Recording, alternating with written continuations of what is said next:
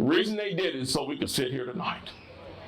Now that sounds cliche, but that is the truth. That is not a theory. That is not some wild-eyed idea. That's not something that just exists in a John Wayne movie. That is the truth. Young men and women have given their lives for this nation. All the way from the beginning to this moment right now, they did it so you could sit in those chairs and listen to me right now. They did it so I could stand here and speak without some jackbooted thugs coming in here throwing chains on me and dragging me away. They did it so this nation can remain free and strong and proud and brave. And when I think about it, guys, every time it brings tears to my eyes. The way people have sacrificed for this nation. And then they hear people say that this nation is not good enough, that this nation is less than, that this nation is racist. My God, what part of this country do you have to live in? Where are you at in your mind to say that this is a racist nation? Where? Show it to me. Bring it to me. Lay it at my feet. Any person that thinks that this is a racist nation, look here, I got a personal story to tell you. A personal story to tell you. I'm standing right here and I'm looking at all these different faces in here and I see people that don't look anything like me. Some of whom have embraced me in tears and tell me that they love me. And they don't love me because I'm a black man or because I'm a white man. They love me because we share a heart. We share a heart for this nation. We've reached a point in this nation where people don't care what you look like anymore. Just as long as you're standing up for what's right. And that's why we're here tonight, folks. We're here to stand up for what's right. Because we know what's right. And we have right on our side. And I'm going to tell you, I'm telling you, as you sit in those chairs, as you stand there, as you listen to me, if you don't think this is a fight, all you got to do is turn on CNN for 5 minutes. And your mind will be changed. And so, what I'm going to leave you with here tonight, guys, is this. It's time to stand up and be strong.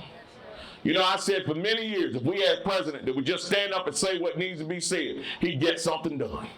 And we had one in number 45. We sure did. And he got some stuff done.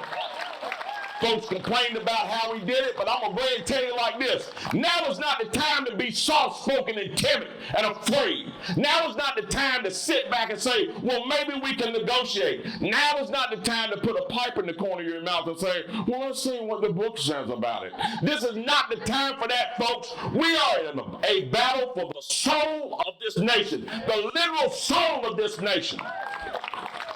This nation is actually standing at a crossroads.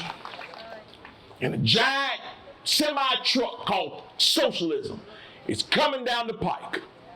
Now is not the time to look at our nation and say, you need to look out. There's a truck coming. Now's not the time for that. Now is the time for us to stand up and say, wake up, America! Wake up! You are about to give away one of the greatest gifts God has ever given to humanity.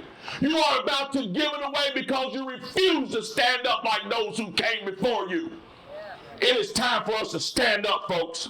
It's time for us to be unafraid, unashamed, and unabashed with the truth that we have in us. And tell those socialist bastards who want to destroy this nation, you will not do it on my watch. You will not do it now. You will not do it ever. Because this is America. And I don't come from some weak jellyback people.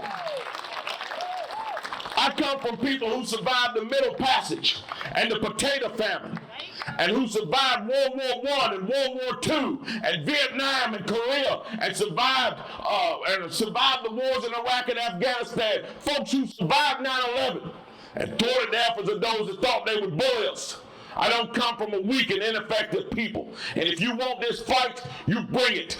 Because we are ready. Because we don't back down and we don't give up. We will fight for the life of this nation, and we will fight for the future of our children. You don't believe it?